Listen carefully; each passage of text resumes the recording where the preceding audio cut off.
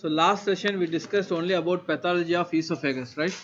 So inshallah today we'll discuss about pathology of stomach. So today we'll discuss about pathology of stomach, and in that we are going to see two learning outcomes which is very important.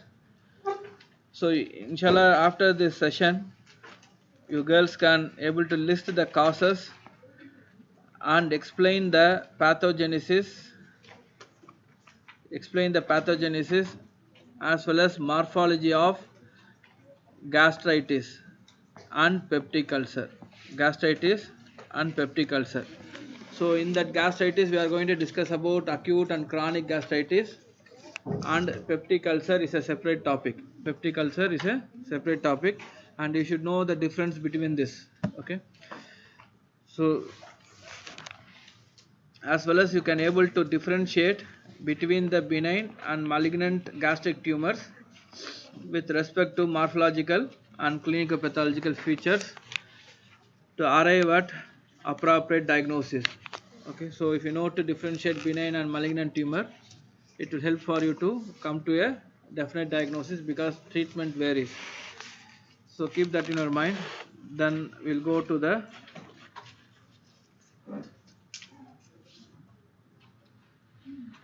okay. So normally we classify the stomach pathology into inflammatory diseases and tumorous conditions. So in the inflammatory diseases, it may be due to acute inflammation or it may be due to chronic inflammation. So acute inflammatory diseases we call it as acute gastritis. Normally it will be asymptomatic, okay, or it will have mild symptoms or mild epigastric pain, nausea and vomiting. So most common symptom is they will have mild epigastric pain. If it becomes little severe, they will have nausea and vomiting. So what are the cause for this acute gastritis? So before going into the cause, you should know there are certain mechanisms in the stomach which protects them from formation of gastritis. And I hope in the anatomy they would have taken about histology of stomach, right? Yeah. So what are the four cells in the epithelium of the stomach plays a major role? What are the four cells? Foveolar cells, parietal cells, G cells and chief cells. So foveolar cells secrete mucus, and parietal cells secrete acid, okay, and G cells secrete gastrin, and chief cells secrete pepsin for the digestion, okay. So now the G cell secrete gastrin that stimulates the parietal cell to secrete HCl. So the G cell, the gastrin plays a major role in the production of HCl. Okay, so these are the basics you should know. And normally the acidic environment is protected by the mucus coat in the gastric mucosa, because this is the picture which shows there is a green color mucus coat over the epithelium which is secreted by the foveolar cells, For the secretion of mucus, they need good prostaglandins. Good amount of prostaglandins, which comes from the cyclooxygenase, pathway, which we discussed in the POD. Now, this protection is very important. The protection of the mucus is very important. If anything which causes to reduce production of mucus, that will lead to gastritis. So acute gastritis can progress to gastric ulceration. Once there is gastric ulceration, so we call it is due to mainly by the increased amount of acid Okay, so there are three types of ulcer. One is stress ulcer, based on the mechanism which produces the ulcer. Based on the mechanisms which produce the ulcer, this stress ulcer can be seen in stomach. Mainly it is seen in the stomach. Mainly it is seen in the stomach, and it is basically due to shock, sepsis, and trauma, severe trauma. Okay, if you see this, all this condition, it will create hypovolemia. It will create hypovolemia. Hypovolemia will produce hypoxia. Hypoxia will produce ischemia. Hypoxia will produce ischemia. So because of ischemia, the stress ulcer comes. Because of ischemia, the stress ulcer comes. Next ulcer is curling ulcer. It is called curling ulcer. It is usually seen in the proximal duodenum. It is usually seen in the proximal duodenum. The main reason is burns. Main reason is burn injury and trauma. Okay. Now coming to the Cushing ulcer. Cushing ulcer seen in the, it can be seen in esophagus, stomach, duodenum. It can be seen in esophagus, stomach, duodenum. It actually due to intracranial disease. It's actually due to intracranial disease, because if any disease comes inside the cranium, they affect the vagal nuclei. They affect the vagal nuclei. Depends upon the tumor location. Depends upon the tumor location. If any tumor comes in the brain, it depends upon their location. It can affect the vagal nuclei. Then automatically the vagus goes for hyperstimulation. It can go for hyperstimulation. Then they can stimulate the cells to produce more acid. Cells to produce more acid. So these are the problem happens. This is called Cushing ulcer. This is called Cushing ulcer, and it is seen in the, it can be seen in the esophagus, stomach, as well as in the duodenum. Okay. Now coming to the acute gastric ulcers, are rounded, and usually it will be less than 1 centimeter in size. Usually it will be less than 1 centimeter in size. When you put a endoscopy, if you see ulcer of less than 1 centimeter in size, and it is very well rounded in shape, and also you have to see the base of the ulcer. You have to see the base of the ulcer. The base of the ulcer will be brown in appearance. Okay, because the acid will digest the red blood cells. Acid will digest the red blood cells, and it gives the appearance of brown to black in color. It gives the appearance of brown to black in color. In some cases, there can be transmural inflammation. Transmural means what? What transmural means? Trans means complete. Mural means wall. Complete wall of the stomach can go for inflammation. That is called transmural inflammation, and it can cause serositis. Serositis means the serosa of the stomach can go for inflammation. Can go for inflammation. Once again, I am telling. See, gastric ulcers, acute gastric ulcers, normally round in shape, less than 1 centimeter. So if it is, then if you put a endoscopy, when you are seeing such ulcer, you will be seeing the base of the ulcer. If you see the base of the ulcer, it will be brown to black in appearance. Brown to black in appearance, because of digestion of RBCs by the acid. Digestion of RBCs by the acid.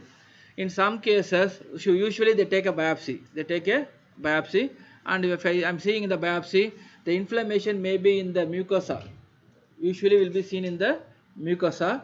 Sometimes it's seen in the complete wall. Mucosa, submucosa, muscularis, in complete wall you can see the inflammation. And if there is inflammation in the serosa, it is called serositis. It is called serositis. Okay.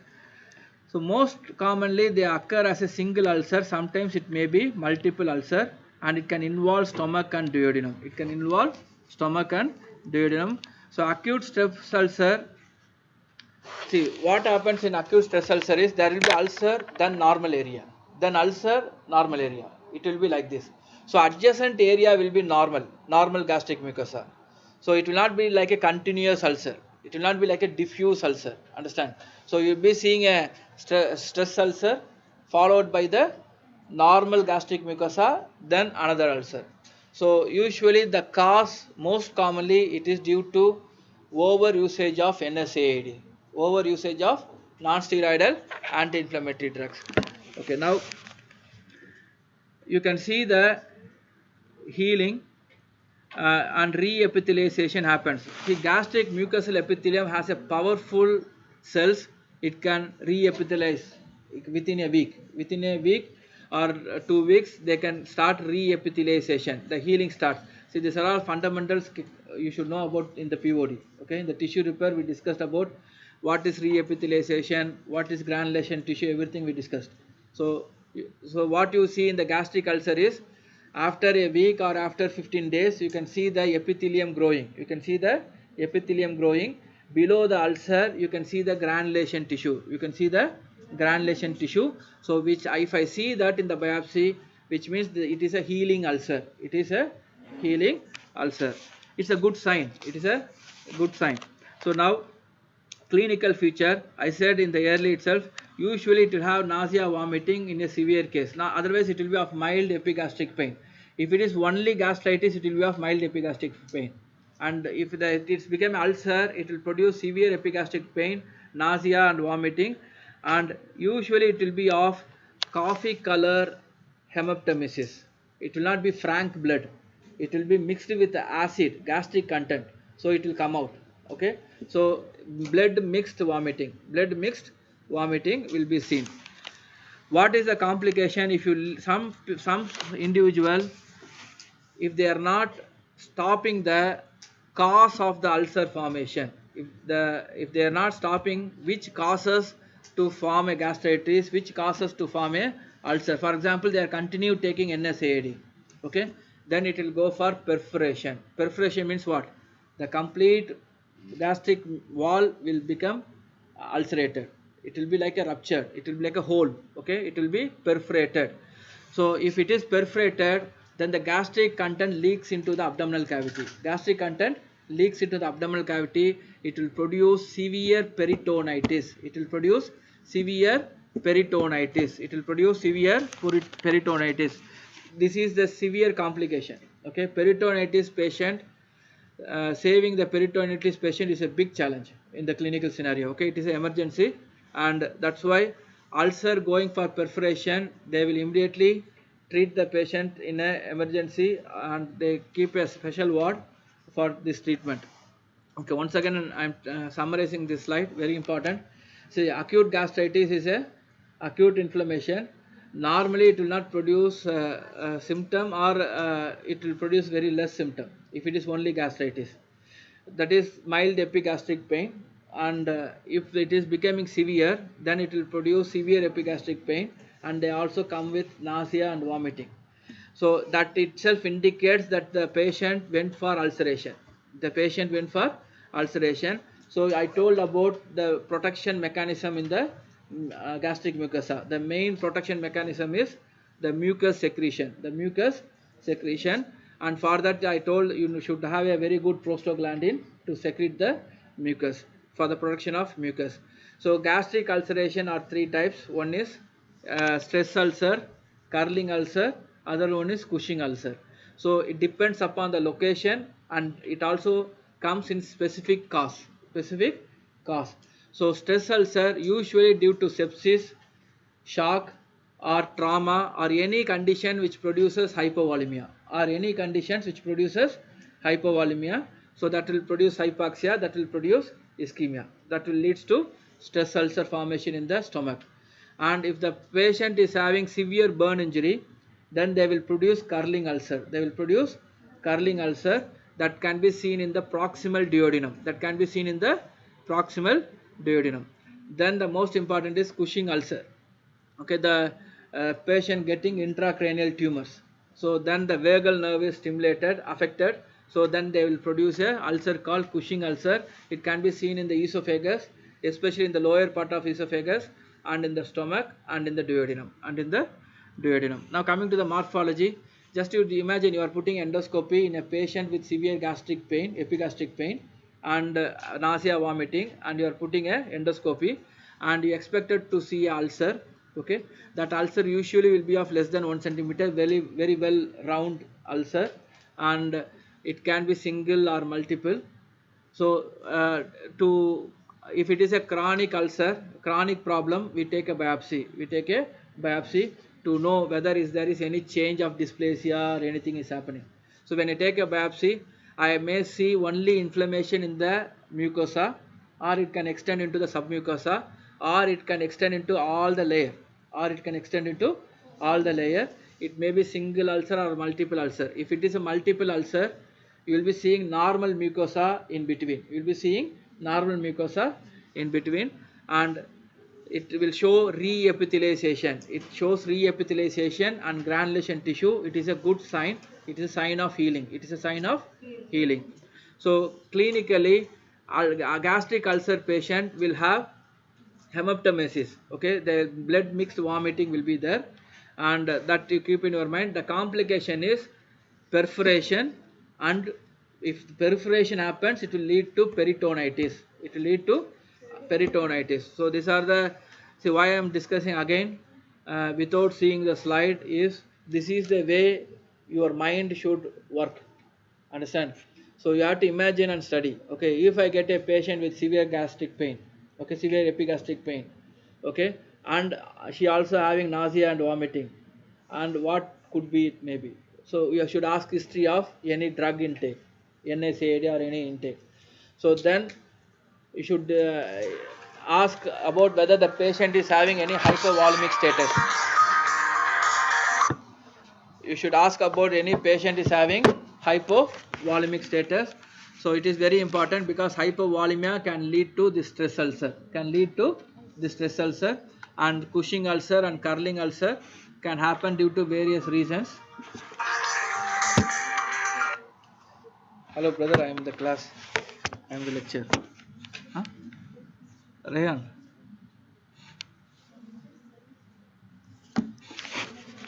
Okay, so it can produce different causes, produce different types of ulcer. So there are three types of ulcer: stress ulcer. What is other? Okay, Kurling's ulcer and Cushing's ulcer. Okay, location is different, cause is different. Okay, so you should understand this. So this will give you a clue. Okay, what is the cause? When you do endoscopy, if you see ulcer in proximal duodenum, you should understand what could be the cause. If you see in esophagus, stomach, as well as in the duodenum, you should think of some vagal stimulation. So likewise your brain should function. Understand? So then only you can address the cases. It will be a maximum, it will be of cases this time. Understand?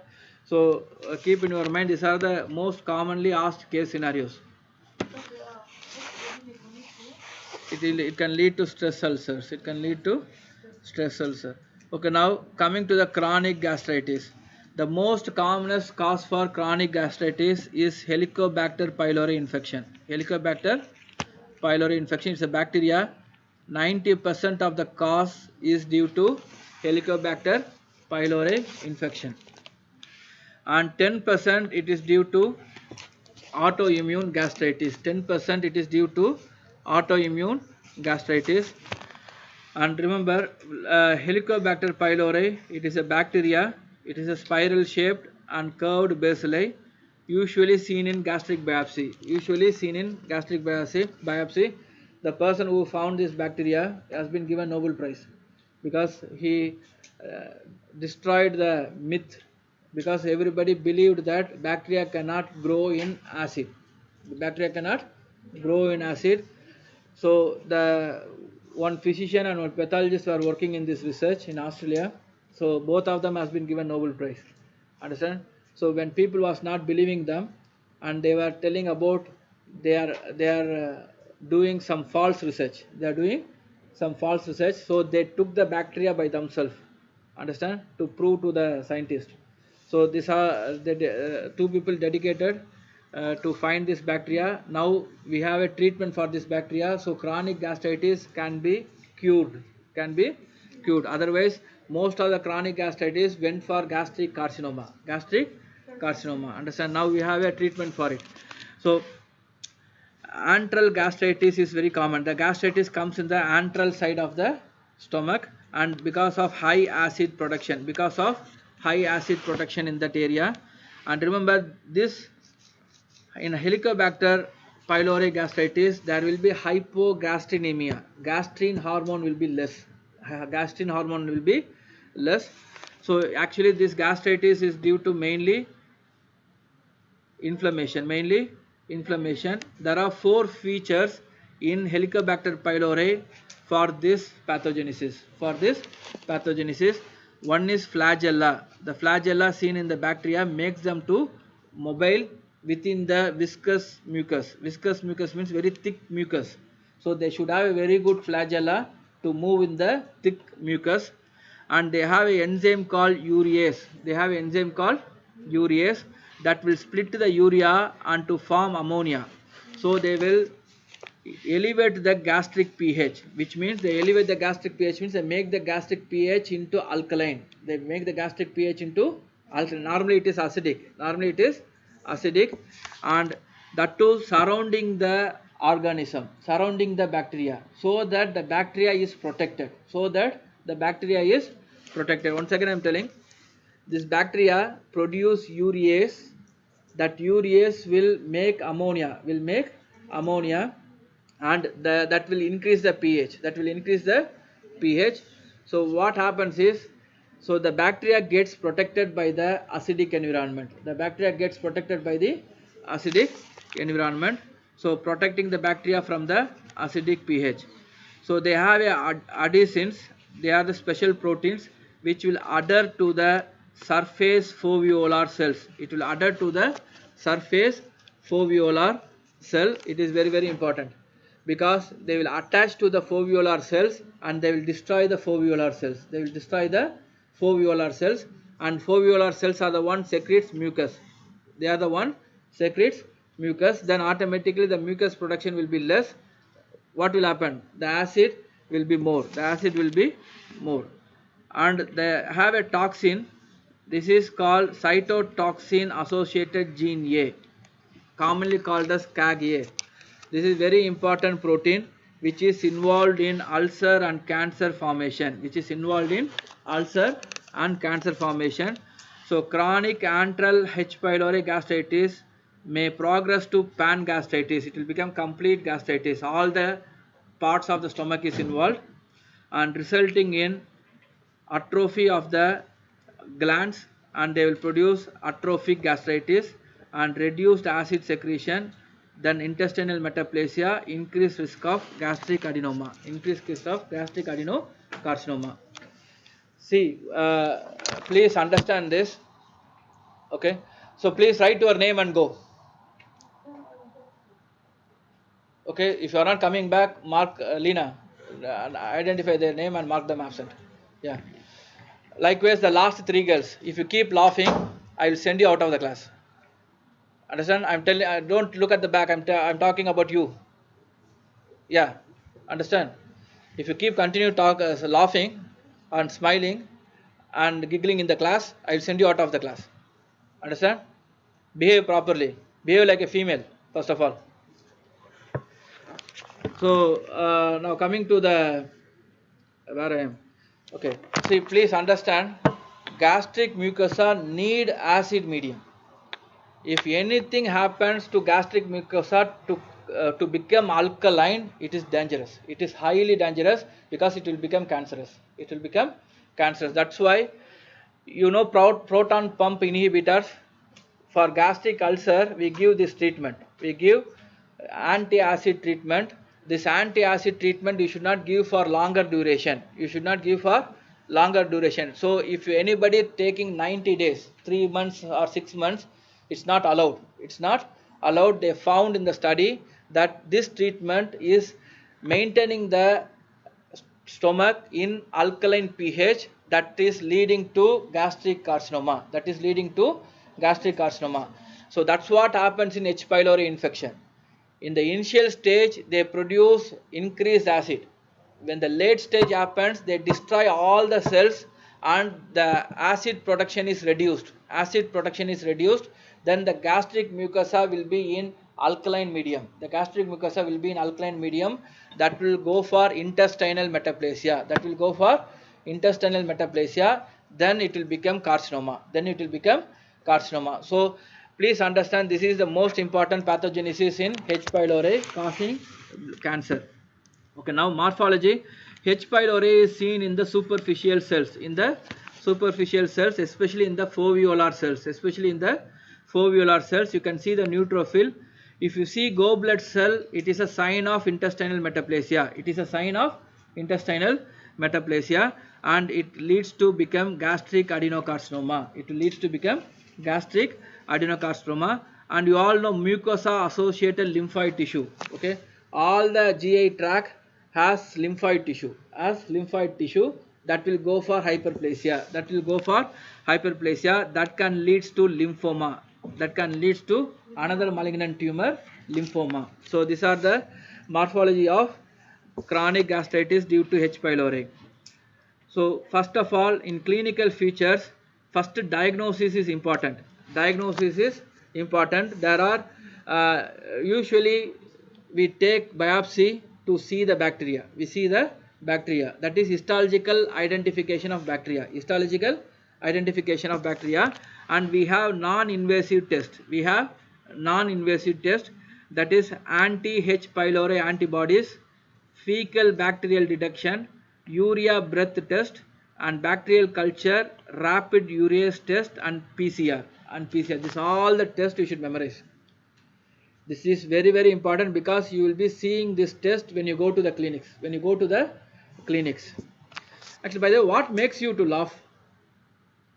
Do you get up? What makes you to laugh? Lina, you ask her in Arabic if she can't understand English. Seriously, you ask her in Arabic.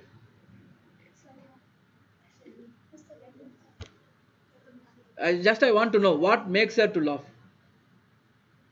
You ask her in Arabic. Maybe she may not understand the English. Yeah, ask her then what makes her to laugh. What made you to laugh?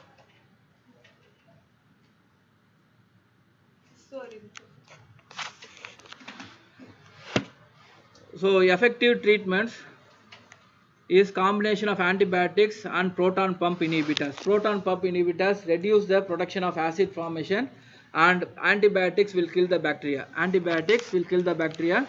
And remember, relapses are very common. In this case. This is one of the dangerous thing, because you give a treatment, after 6 months again the bacteria grows.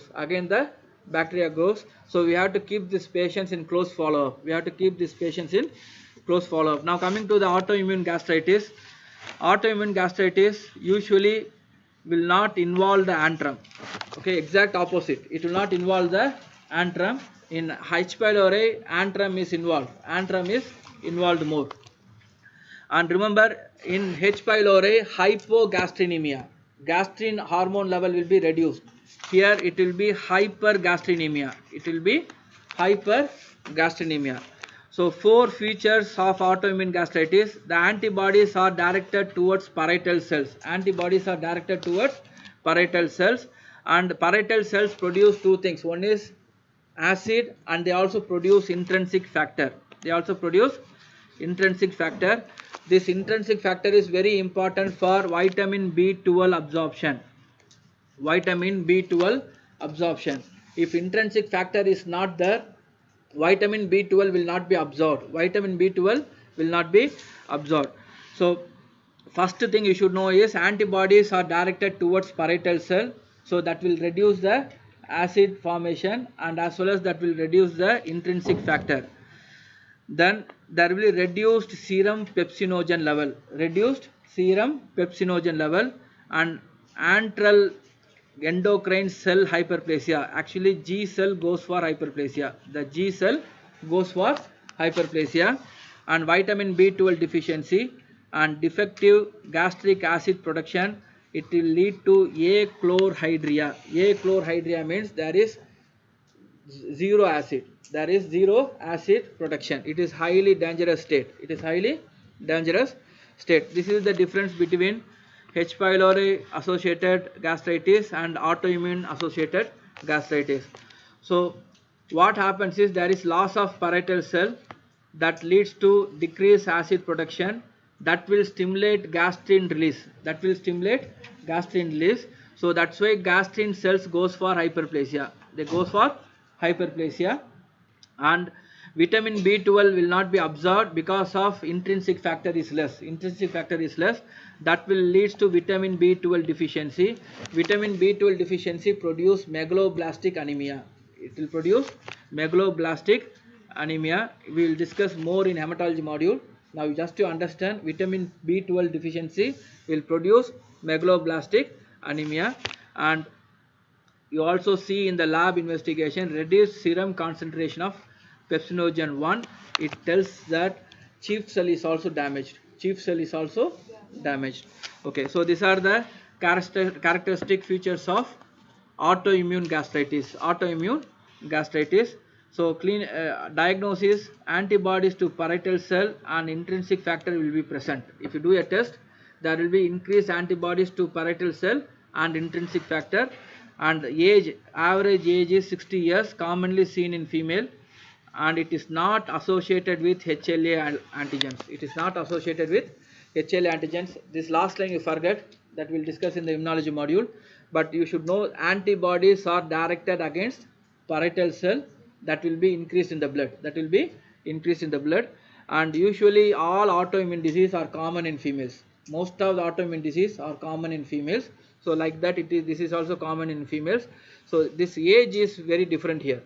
Usually autoimmune disease comes at the age of 40 when they are in peak adult, but actually here it comes in the old age. Here it comes in the old age. So that is the difference. Now coming to the peptic ulcer disease, the next most commonest disease, peptic ulcer disease. See, once again I am telling, the peptic ulcer is commonly caused by these two: H. pylori, Helicobacter pylori, and NSAID, non-steroidal anti-inflammatory drugs. Non-steroidal anti-inflammatory drugs. Remember here, most commonly gastric antrum and first part of duodenum is involved. Okay, if you remember, other area is not that much important for undergraduates, but you should remember it is commonly seen in gastric antrum, and it is also commonly seen in first part of duodenum. It is also commonly seen in first part of duodenum, and it is due to increased acid secretion, and that leads to imbalance of mucosal defenses. It will lead to imbalance of mucosal defenses, and there will be parietal cell hyperplasia. There will be parietal cell hyperplasia which will produce more acid. Remember, there is a syndrome called Zollinger-Ellison syndrome. Zollinger-Ellison syndrome. That tumor produce gastrin. That tumor produce, there is a tumor, okay, that is called endocrine tumor. That tumor will produce more gastrin. So gastrin will come and stimulate the parietal cell, and parietal cell will go for hyperplasia, and they will produce more acid. So this syndrome is called Zollinger-Ellison syndrome. Very, very common and very, very important. Okay. Now, other things can aggravate the peptic ulcer formation. One is steroid use, smoking, alcohol. Actually, these three are most common. These three are the most commonest aggravating factor. Aggravating factor means it will increase the chance for formation of peptic ulcer. Okay, next. Usually it will be single ulcer. Solitary ulcer means single ulcer will be seen in the antrum or in the first part of duodenum. It will be like a punched out ulcer. Ulcer base is clear. Exact opposite of gastric ulcer. In the gastric ulcer, it will be rounded ulcer, and it will be less than 1 centimeter. Ulcer base will be dark brown or black in color. Whereas peptic ulcer, it will be single ulcer, and it will be like a punched out ulcer, and it will have a clean base. The base will be clear. And it will have rich granulation tissue.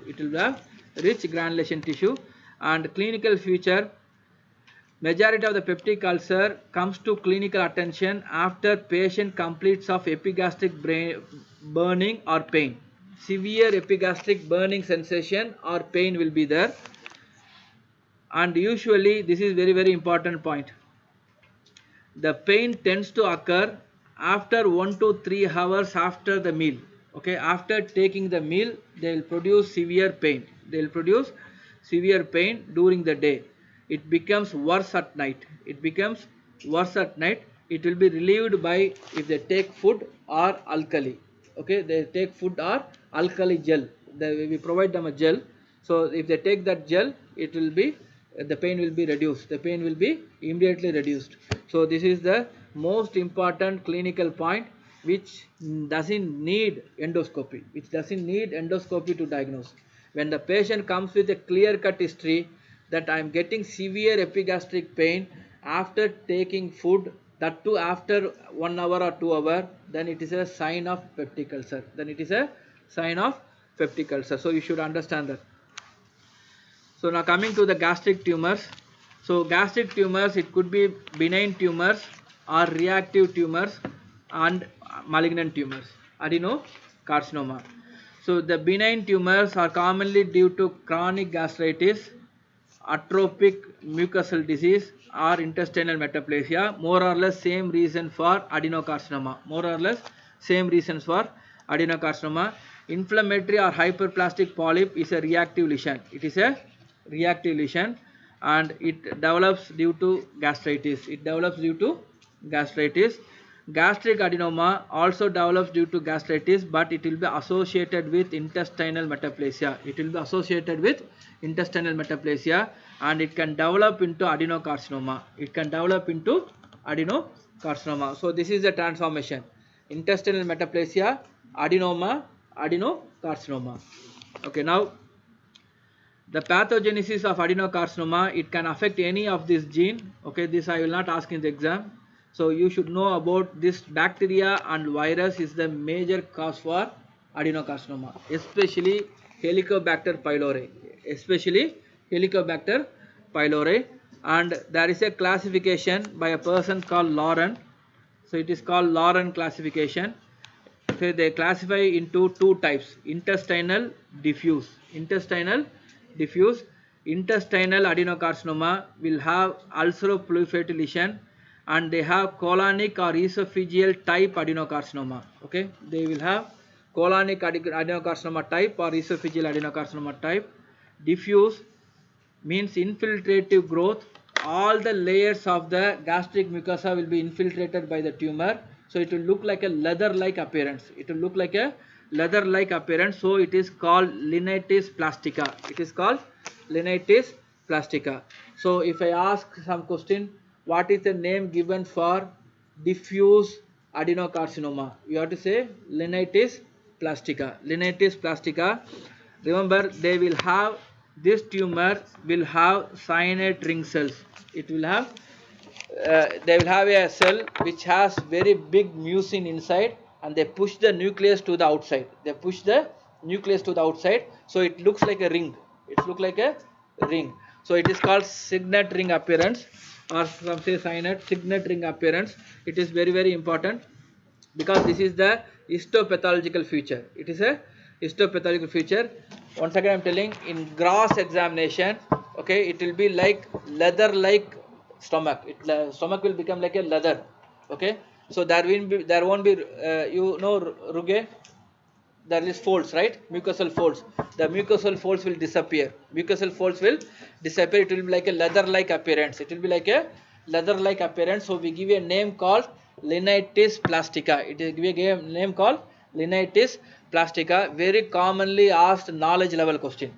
Okay, but if they give a scenario in that histopathology picture, if they say signet ring cell, okay, then you should know what type of carcinoma they will ask, diffuse or intestinal. It will say it is a diffuse carcinoma. Why I am telling this is very common tumor, metastasis in the female to the ovary, in the ovary. So both ovary will be involved. Both ovary will be involved. If it involves the ovary, it is called Krukenberg tumor. It is called Krukenberg tumor. Inshallah, that we will discuss in the GU2. At this stage, you should know it involves the ovary. It involves the ovary, and both the ovary will be involved. That is the characteristic feature of this tumor. When it spread to the ovary, not single ovary, both the ovary will be involved. Now coming to the morphology. So intestinal type adenocarcinoma will have elevated mass. with heaped up border. See, you can see this is called heaped up border. The border will be like rounded up. So Linitis plastica will have leather like appearance. See here, you can see the fold here. Here there is no fold. Here there is no fold, and you can see the tumor here. It is thick. It is thick. It is involving all the layers of gastric mucosa. Signet ring cell. This is the signet ring cell. You can see a cell which is having a nucleus here. Understand? So there is a big mucin inside. That's a big amount of mucin vacuole. It's a large vacuole which pushing the nucleus outside. It's pushing the nucleus outside. So usually this tumor comes at the age of 55 years, and it is more common in the male than the females. And the depth of invasion and the extent of node and distant metastasis at the time of diagnosis are the powerful prognostic indicators. What we are trying to tell here is the tumor invading the layers and lymph node involvement and distant metastasis. These three will decide the patient survival rate.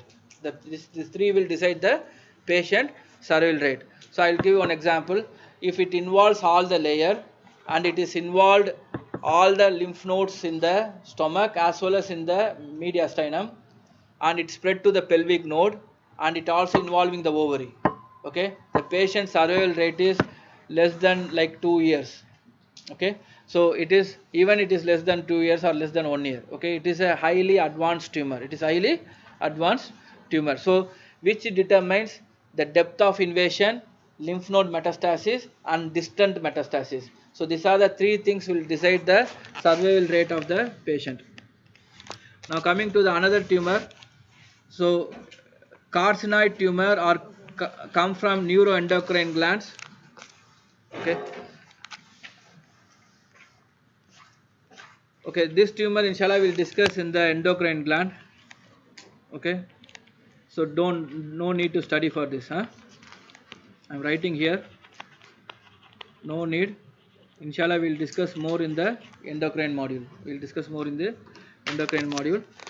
See, now you all know in the gastric mucosa we have epithelium and mesenchymal cells, smooth muscle cells, right?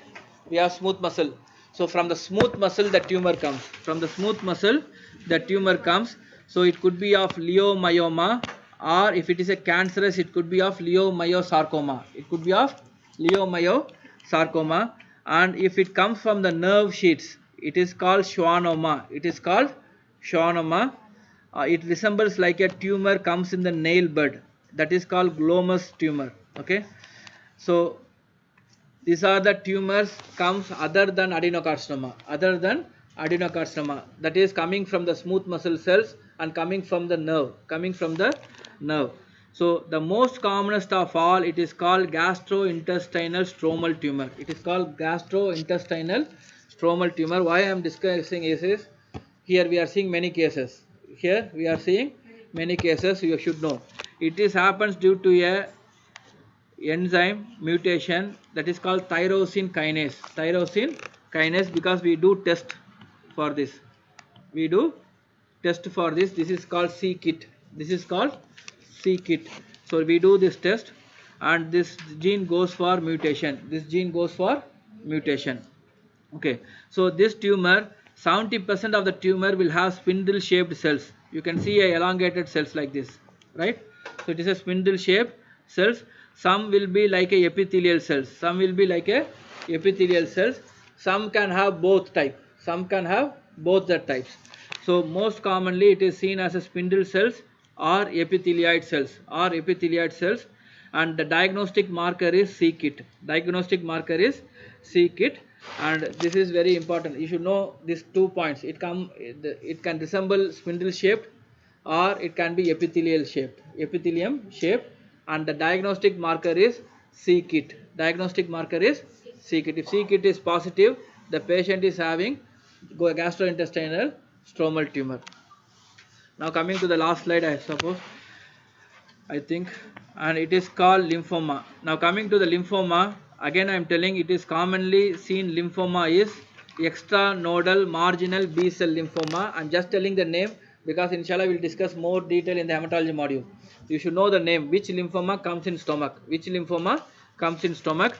And another type of lymphoma is called malt lymphoma, coming from the mucosa associated lymphoid tissue, coming from the mucosa associated lymphoid tissue. Another tumor is called diffuse large B cell lymphoma, diffuse large B cell lymphoma. It is most commonly due to Epstein-Barr virus infection, Epstein-Barr virus infection. And this tumor most commonly we call it happens due to H. pylori infection. These two tumors commonly seen in H. pylori infection, Helicobacter pylori infection. So you have to study from the page number 558 to 573. So the questions can come from anywhere from this area. Okay, so it's not only we stick to the handout, so you have to study. The handout is a guide for you to study in the book. Okay, so inshallah we will try to take directly from the book from the next topic. Okay, so we are asking feedback from the male student. If they want some handout, I will try to give the handout. Okay, so I conclude the lecture.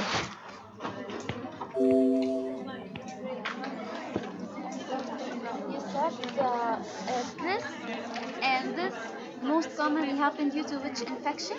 These two?